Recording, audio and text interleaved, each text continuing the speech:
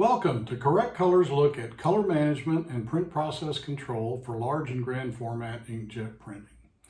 Now for years I've been besieged by emails telling me that all I had to do was send some money to this entity or that entity and give up an afternoon or maybe 3 whole days and all my color management dreams would come true.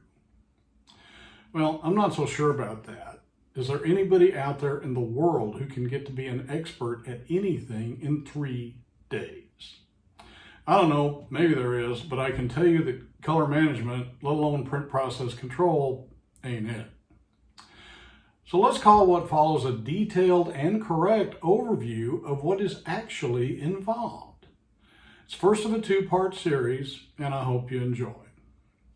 So when we're talking about color management, it might be good to start with some definitions. The first being, what is color? Well, here's how Wikipedia defines color, and this is accurate as far as it goes, and in certain aspects of working with color, more along the lines of color science, it's very important to know. But the fact is, you can have an excellent color managed workflow and never know this at all. Because what's important to understand is that to humans, what color is a sensation. A sensation such as scent or taste or hearing. And for the sensation of color to happen, you need 3 things. You need a light source, you need something to interact with that light source, and you need a viewer. Without all 3 of these elements, color does not exist. Without all 3 of these elements, color does not exist. Now, the thing to keep in mind about sensations is that sensations can be good or sensations can be bad. Good or bad. Good or bad. Really, really good or really, really bad. But you might be thinking, hey, wait, I love Wolf brand chili. It is a culinary delight. Or maybe you're a vegan and the thought of a thick, juicy, flavorful steak cooked to perfection over an open fire just turns your stomach. Or maybe you think the Archies were unappreciated musical geniuses or think the Beatles are overrated and were nothing more than the first boy band. Well, everyone's entitled to their opinion, but the point is people are passionate about sensations. In fact, when you think about it, it's sensations that produce passion. So I'm blown away by this. I can't tell you how many times I've heard it over the years.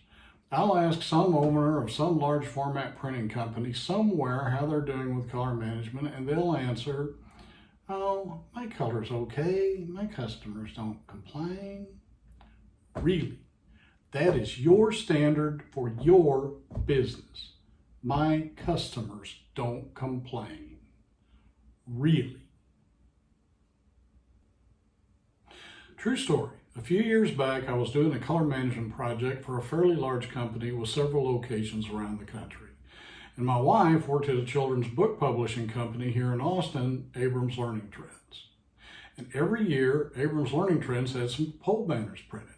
They're on fabric, and for years they had been printed by the printer I was doing this project for. Now it worked out the Austin location sold the job, but the company printed it in Houston because Austin didn't have any fabric printers. So my wife wasn't really adding any of this up. The Austin salesman took the order, the job got sent to Houston to be printed, and the banners got produced after I had been to Houston and given that operation their correct color makeover. And the banners got delivered. And my wife called me. This is amazing. Everyone in the conference room is oohing and eyeing over the pole banners. Now, she wasn't calling me knowing the difference was correct color.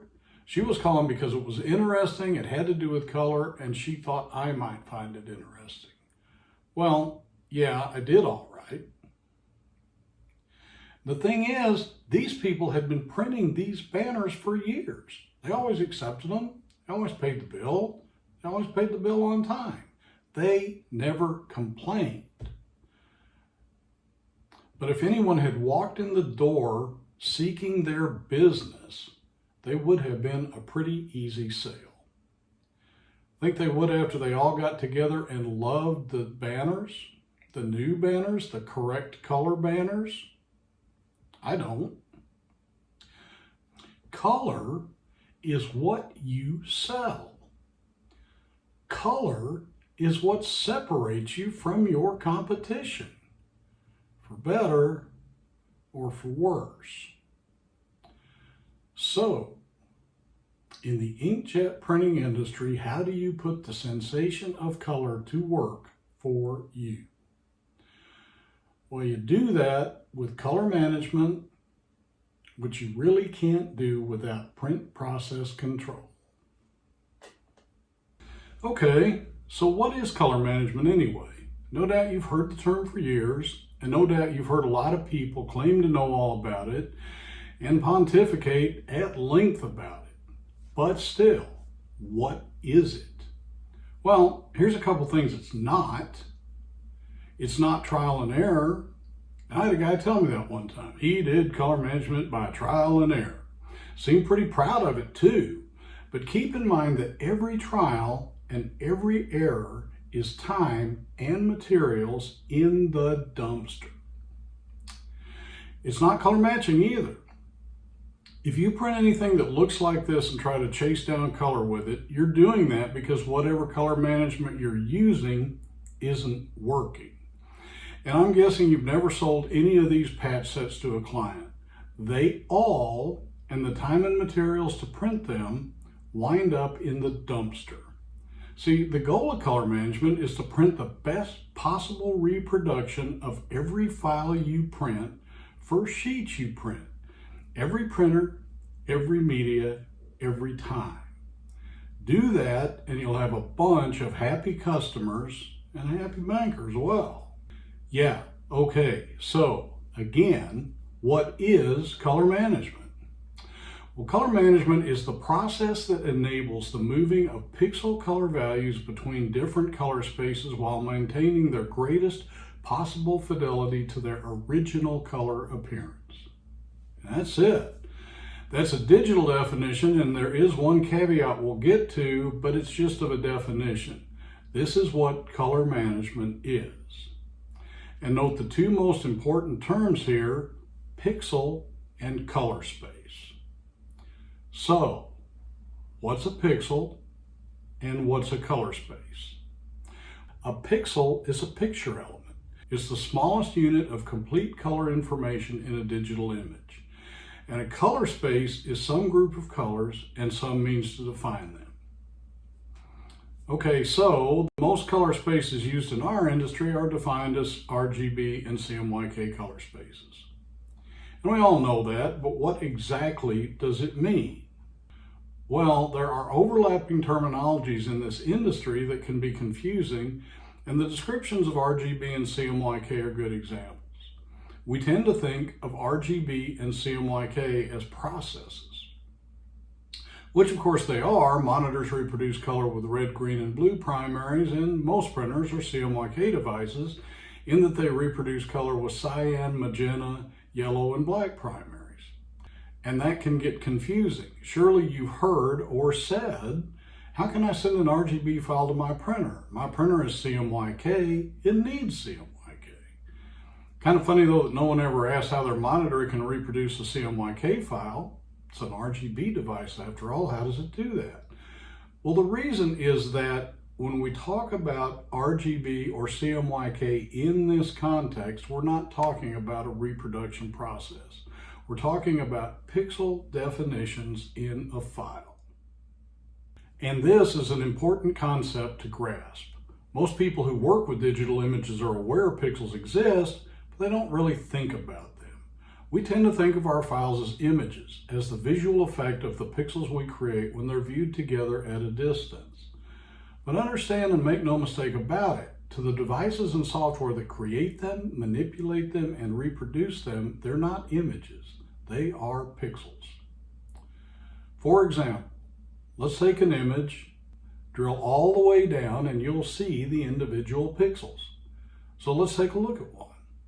Here's one pixel, which is basically a little box with numbers in it. You can see the numbers in the Photoshop picker. Here's our pixel, and here are color values for that pixel in 5 different color spaces. You got HSB, you got hexadecimal, you got lab, you got CMYK, and you got RGB. So remembering that a color space is some group of colors and some means to define them, you can see the means to define this color represented here in these 5 color spaces. So in inkjet printing, we never use HSB or hexadecimal. Lab is extremely important, and we'll get to it in a bit, but for now that leaves RGB and CMYK. RGB meaning, of course, red, green, and blue, meaning that all RGB color spaces use red, green, and blue primaries in values of 0 through 255. Then we have CMYK, meaning, of course, cyan, magenta, yellow, and black, meaning that all CMYK color spaces use cyan, magenta, yellow, and black primaries in values 0 through 100%. Actually, CMYK spaces are really 0 through 255 as well, but so many people are so used to CMYK 0 through 100% that that's the way most software defaults to show its values. Note here too that with RGB, you start with black, you add all your primaries together, and you get white. With CMYK, you start with white, add all your primaries together, and get black. Okay, so why? Why RGB and why CMYK? Why these particular colors? Why not some other colors? What makes these colors so special? Well, the reason is trichromacy, which means 3 colors. And the reason we use these 3 particular colors is that we have receptors for colors in our eyes, which are called cones, and they are stimulated by red, green, and blue wavelengths of light. That's why. But enough of that. Now you might ask this, okay, that explains RGB, but what about CMYK? Okay, so remember that in RGB, you add your primaries together to get white. And in CMYK, you add your primaries together to get black. The thing is, though, it's really not thought of that way. It's thought of as how you achieve white. So RGB color spaces are considered additive in that you add your primaries together to get white, and CMYK color spaces are considered subtractive in that you subtract your primaries in order to get white. Note too the overlaps. Red and green overlap to produce yellow, red and blue overlap to produce magenta, blue and green overlap to produce cyan. Likewise, magenta and cyan overlap to produce blue, cyan and yellow overlap to produce green, and yellow and magenta overlap to produce red. And what all this means is that RGB and CMYK are opposites. We talked about RGB and CMYK being defined as additive and subtractive based on how in each color space you achieve white.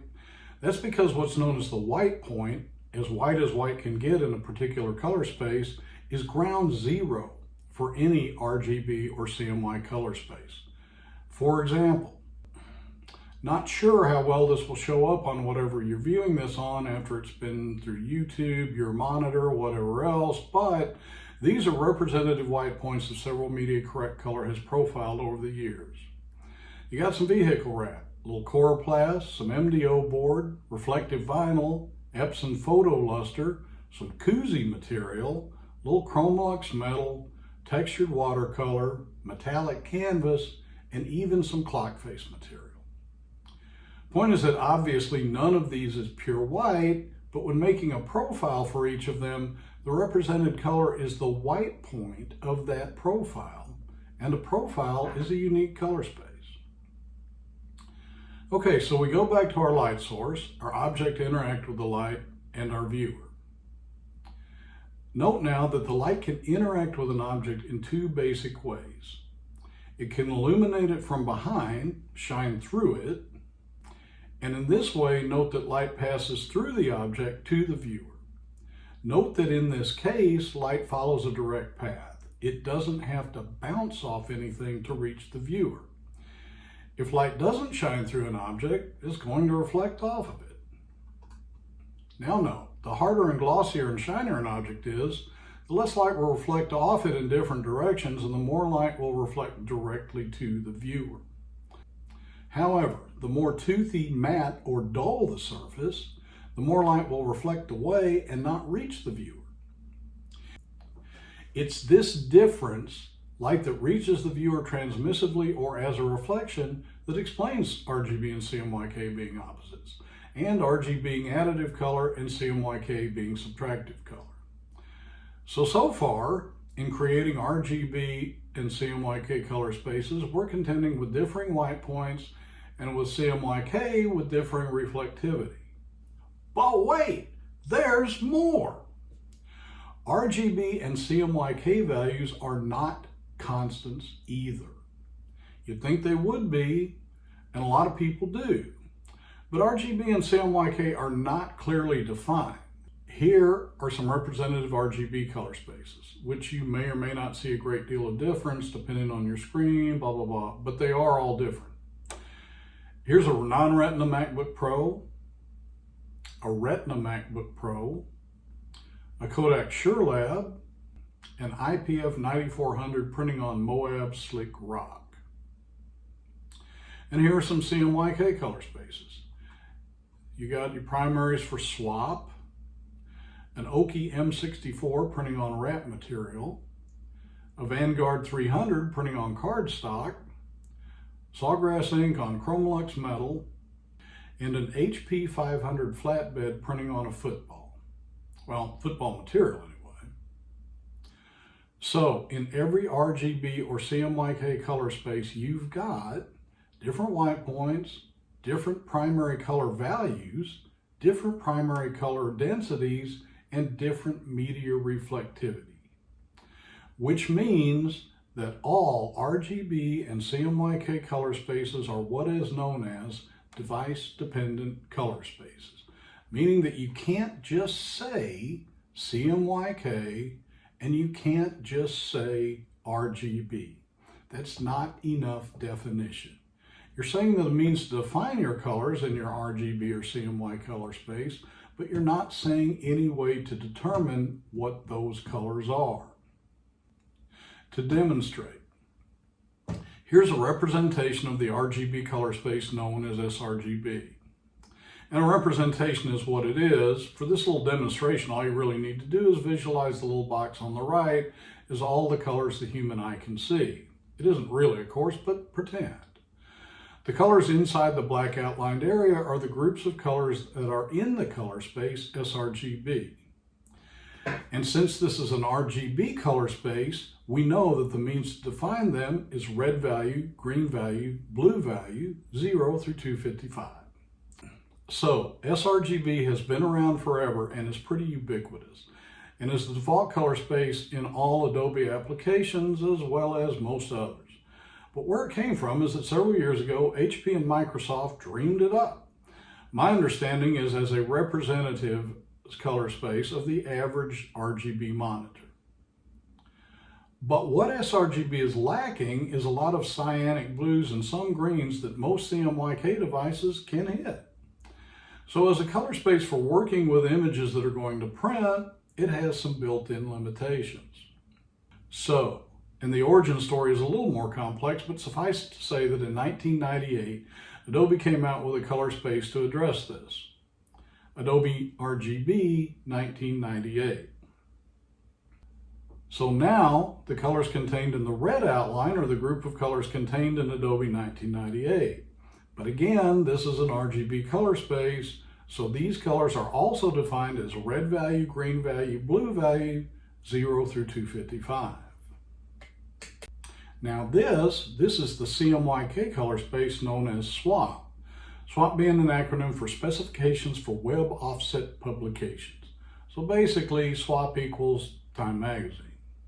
Here's one of my all-time favorite printers, the old Seiko H74, printing on Avery 1105. Here's a Canon IPF 9400, printing on photo satin stock. So here you've got representations of 5 color spaces. They're all different. They all contain varying groups of colors. 2 of them are RGB color spaces, 2 of them are CMYK color spaces, and 1 of them is a CMYK OGV color space.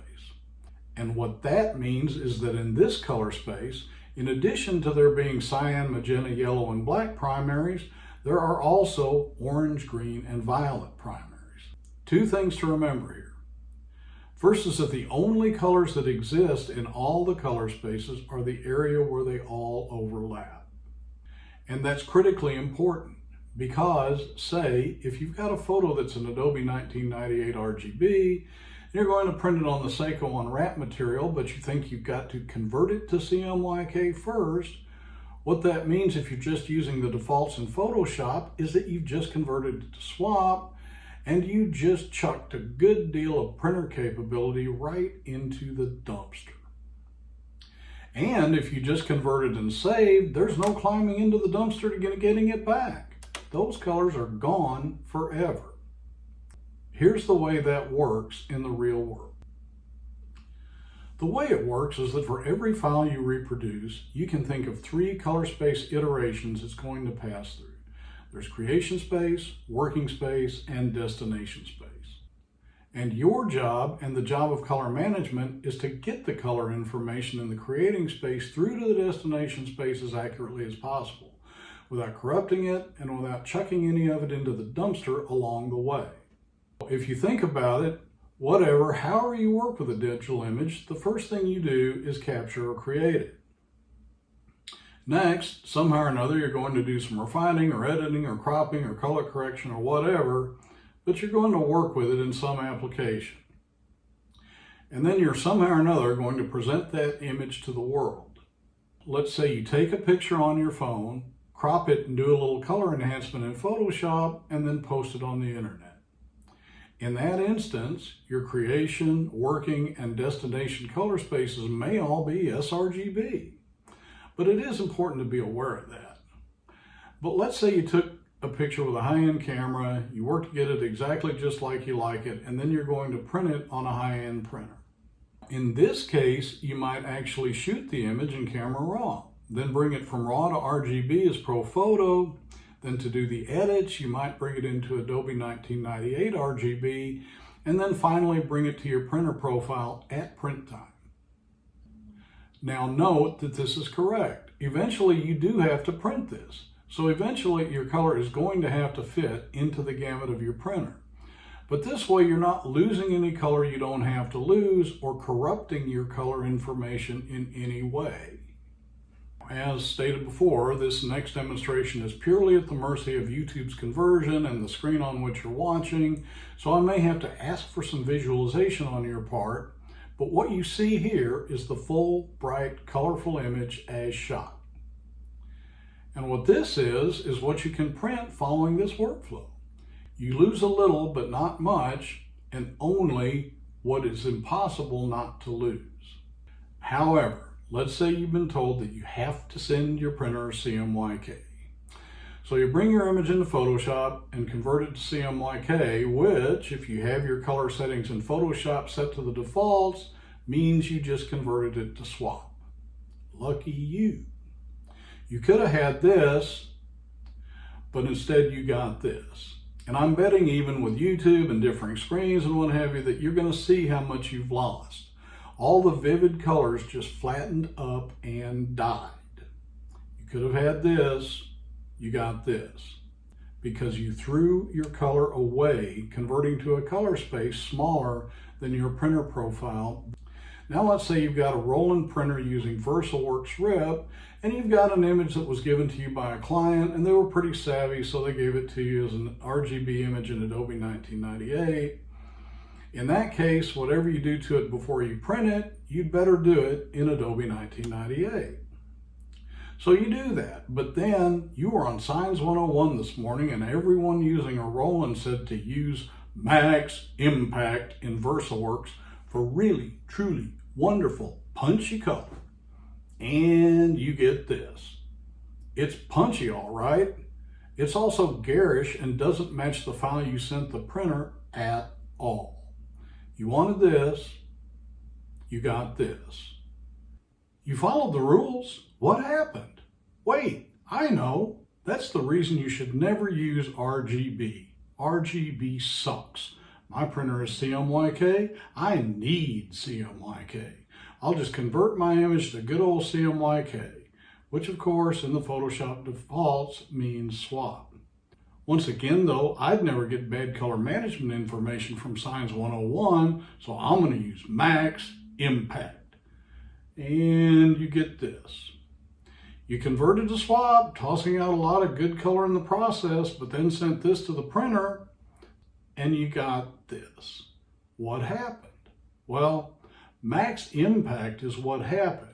Keep in mind that ugly can be impactful. Remember that the goal of color management is to move between color spaces without losing or corrupting color information. In this case, you corrupted your color information with Max Impact. Click on the Max Impact properties and you'll see that Max Impact assumes your RGB file that was sent to the RIP as Adobe 1998 RGB was created in something called Roland Sign RGB, and your swap CMYK file was created in something called Roland Sign CMYK.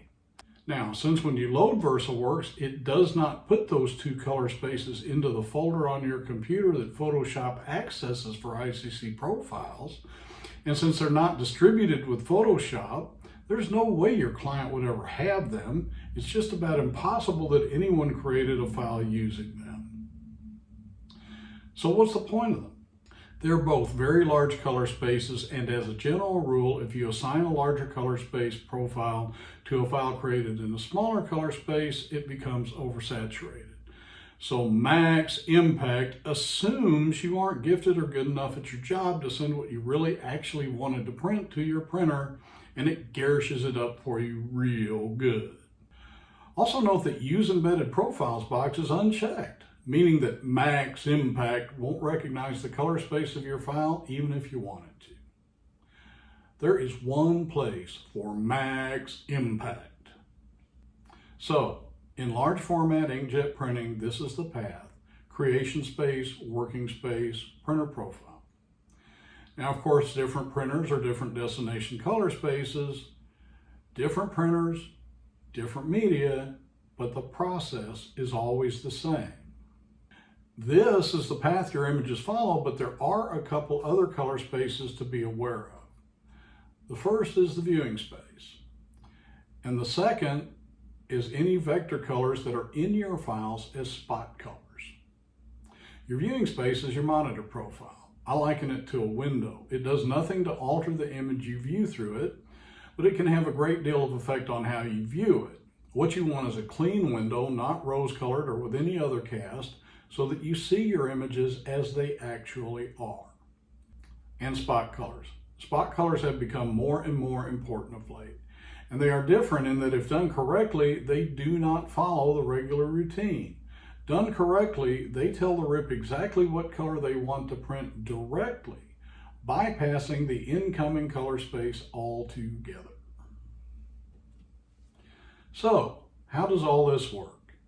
You've got all these RGB color spaces, all these CMYK color spaces, this going here, that going there, this converted to that assigned this. How does it all work?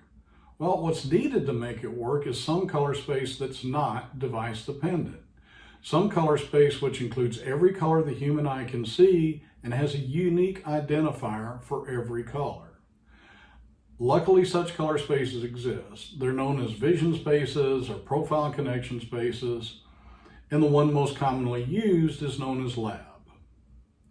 And that's not lab, short for made in a laboratory, but lab for L channel, A channel, and B channel.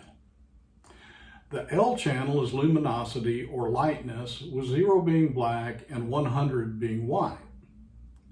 The A channel is green to red, and the B channel is blue to yellow.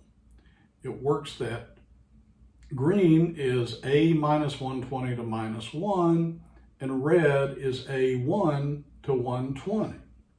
And blue is B minus 120 to minus 1, and yellow is B1 to B120. So the L channel is strictly shades of gray, and the A and B channels are chroma or color values, with the higher the integer in either A or B being the more vivid the color. So here we have a group of colors, every color the human eye can see, and some means to define them, L, A, and B values, and not device dependent. To demonstrate, take our olefin, the green pixel here, RGB value 0, 255, 0, and assign either Adobe 1998 or sRGB. Note the lab value. Here we're in sRGB, R value 0, G value 255, B value 0. And a lab value of L88, A-79, and B81. Now assign Adobe 1998 RGB. Note the RGB values have not changed, but the lab value has. It's now L83, A-128, B87. Note too that the circle in the picker moves to the new color. RGB value though is still the same. And so this brings up the whole issue of convert or assign. So you've got this image, which is really just a bunch of pixels, and each of the little pixels is a little box with numbers in it, and the numbers in each pixel relate to a particular color in some color space, and what you want to do is move to some other color space. How do you do that? Short answer is that you either convert your image to a new color space or you assign a new color space to it. These are the only two options, by the way. The program may call something this or it may call it that, but when you're changing from one color space to another, you're always converting your pixels to the new color space or you're assigning the new color space to them. So to go through this a little in Photoshop, you'll find Assign Profile and Convert to Profile along with color settings in the Edit dialog. To start, click on Color Settings and you'll get this dialog. These are the Photoshop defaults. If you use Photoshop and you never click on color settings, this is the color settings you're using right now. And this means that unless you tell it different, if you're working in RGB, you're working in sRGB. And if you're working in CMYK, you're working in swap. First note, preserve embedded profiles, and note that in all cases of incoming files, ask when opening is unchecked. Well, two things you do not want are a bunch of files in a bunch of different color spaces in your workflow. But even more important, you never want applications making colored decisions for you. There's a misconception out there that if you alter color space information of a file, you'll change its color, but that's only partly true. In most workflows, it's easier and simpler to convert incoming files to your working color spaces, and you can set up Photoshop to do it. But more importantly, you want to know what's going on. So before going any further, check all the Ask When Opening boxes and take control of your color. Okay, so assign and convert. Sometimes it seems to me that they're a little confusing just because the result of what they do is somewhat counterintuitive. In the case of assign, when you assign a new color space to an existing file, its appearance will change. All your pixel values were pointing to whatever lab values they were associated with in their old color space, and now they're pointing to the new one.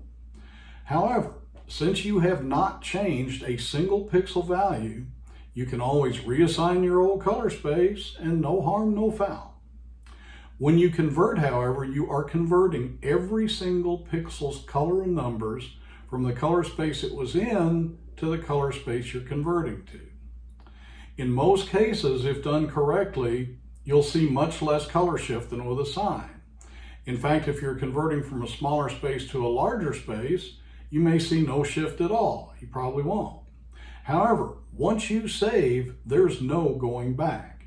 If you convert an Adobe 1998 image to swap and then save it, the color image you threw out is gone forever. That's not to say convert is bad. In almost all cases when you're moving between color space, it's what you do. What it is to say is that it actually does convert or change your color values. So know what you do and use it wisely. In the real world, here's where that plays out. I'm doing these demonstrations with Photoshop dialogues, by the way, but all programs that use color management have these same tools. Now that you've taken control of how to handle incoming files in Photoshop, when you open a file that either has no embedded profile information or has embedded profile information different from your working space, you'll get a little dialog asking you what to do. Embedded profile information is a tag in the file that tells ColorWare programs what color space the pixel values in that file were created in. No embedded profile does not mean that the file wasn't created in some color space. It was. It can't not be. It just means that it's not sharing that information with the class. So here we're opening an RGB file. We know that because it says so. If it was CMYK, it would say that as well. And it does not have an embedded color space. So at this point, the only choice we have is to assign a profile to it. You can't convert unless you have something to convert from. So we'll try to figure it out. And it really isn't all that hard. Since it's RGB and well north of 90% of RGB images out there are in sRGB, start there. Assign sRGB to it, open it up, and have a look. Note here that unless you know it's sRGB and you're just doing this because you have to, I wouldn't convert to working space yet. For now, you just want to get a look. If, on the other hand, the file you're opening has an embedded profile, not your working space profile, you'll get this message. Now, in this case, you're working in Adobe 1998, the file is sRGB, there's no downside to converting it to your working space, so just click Convert and it's done. Here's an image that I know is an sRGB because I created it, but it doesn't have an embedded profile, so let's assign Adobe 1998. You can see it got brighter, a little too bright. Again, the rule of thumb that is if you assign a larger color space to an image created in the smaller space, it will become saturated. So now I assign ProPhoto, which is larger than Adobe 1998, and you can see that the image has gotten garishly oversaturated.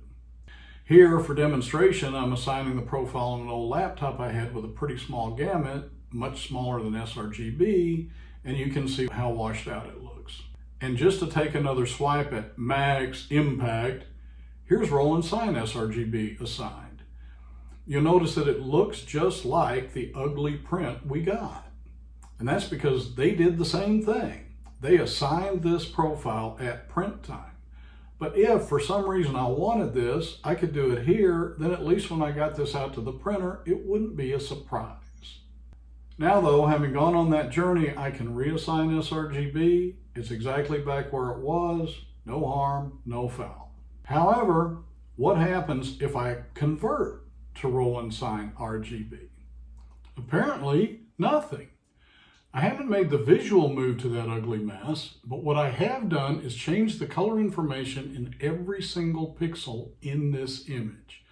Instead of the RGB values in those pixels corresponding to their lab values in sRGB, now they correspond to their lab values in Roll and Sign RGB. So the lab values are the same, but every single pixel RGB value is different. Whereas in Assign, the RGB values remain the same, but they correspond to different lab values. Now though, let's say I assign Roll and Sign RGB, and then once I do that assign, I convert it back to sRGB. Too late. It doesn't go back to looking like it did in sRGB before, it keeps its ugly forever. That's because once you did the conversion, you changed the RGB value of every single pixel to relate to the garish lab values in Roll and Sign RGB. So learn what assign and convert do, how to use them, and use them wisely.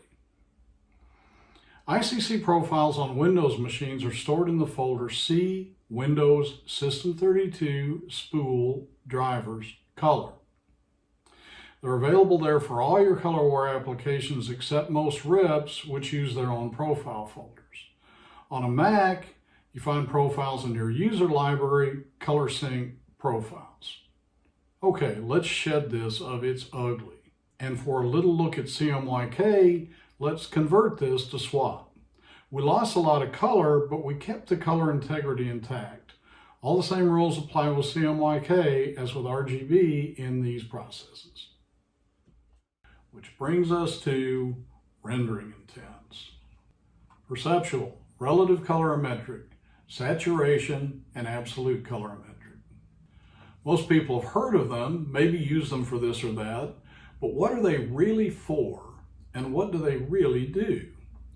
Well, quite simply, they process the move between color spaces and convert out of gamut colors into gamut. Let's just say we've got a file in sRGB and we need to convert it to SWAT. Well, we've got two issues we're going to have to deal with. What to do with the white point and how to move out of gamut colors into gamut. These different rendering intents are supposed to address these issues. First, absolute colorimetric does not move to the new white point. It then moves out of gamut colors just to the edges of the new gamut, but the fact is it's mainly for proofing. Some people think they're being very accurate by using it, but that's not really true. Its main advantage is to be able to print one media color on a second media, and you need a mighty small dot to pull that off. It's really of little use otherwise. So that leaves us with saturation, which moves colors not to the most accurate spot in the new gamut, but to the most saturated spot. You can think of it as the Roland sign of rendering intents. So that leaves us with perceptual and relative colorimetric, which are overwhelmingly used in our industry. By description, relative colorimetric does not move in gamut colors, and it moves out of gamut colors just to the edge of the destination color space. And by description, perceptual moves in gamut colors and out of gamut colors in order to maintain a perceptually pleasing appearance. That's the theory, those are the definitions. The real world tends to be a little different, and we'll visit that in some detail in Chapter 2. So, spot colors. Just what are spot colors? And what makes them so special? How come they don't need to follow the rules? And if we're looking at spot colors, let's start with Pantone colors. Since a good deal of the time, that's what spot colors are. So, just what are Pantone colors? Well, originally and in their purest form, Pantone colors are ink. Or, to be more precise, ink formulas. And most people know there's a formula book for Pantone ink formulas printed on coated stock and on uncoated stock. Coated, uncoated. But did you ever look at the formulas? They are the same. That's right, and if you didn't know, every Pantone C and U ink formula is exactly the same ink formula. The only difference is the media. That's why in inkjet printing, it's always best to use the C value of every Pantone color and let the rip/profile achieve the same effect as printing the same ink on differing materials. Now, of course, I should say that in digital printing, except for those occasions where you might actually have a true unique spot color channel, such as white or silver or fluorescence, spot colors are not true spot colors in the traditional industry sense of the term, but rather colors defined as spot colors in vector files. And how that works is that provided your RIP has a spot color library, and provided that library is turned on, and provided the exact name of your spot color called for is in that library, then the RIP will attempt to reproduce in your printing color space, which is your printer profile, that lab value. If it's in gamut, it will print it exactly. If not, it will get as close as possible, as determined by the rendering intent your RIP tells it to use. A direct transform. No incoming color space needed, as the lab value has been specified by the spot color library already. And note too that most RIPs not only have libraries of internal spot colors such as Pantone colors, but you can also make your own, individual colors or entire libraries. For example, the library here of my buddies at Slicker Graphics. And this works. It works first time, it works every time. Provided, and this is the absolute freaking key, your profiles are accurate characterizations of how your printer actually prints. This is a workaround for inaccurate profiles, and that's all it is. So, has it dawned on you yet that none of this has anything to do with color? Pixels don't contain color. They contain numbers. Color space definitions aren't colors, they are numbers. So digital color management really isn't color management at all. It's numbers management. And of course, there are people out there who rail against the whole concept of color as numbers and digital color management. They're artists, after all. Working with color as numbers takes away their creative control and lessens their printer's capabilities. But truth be known, and with all due respect, that's just not true. Once you put color into a computer, it's not color anymore. Like it or not, it's numbers. And either you will control the numbers or the numbers will control you.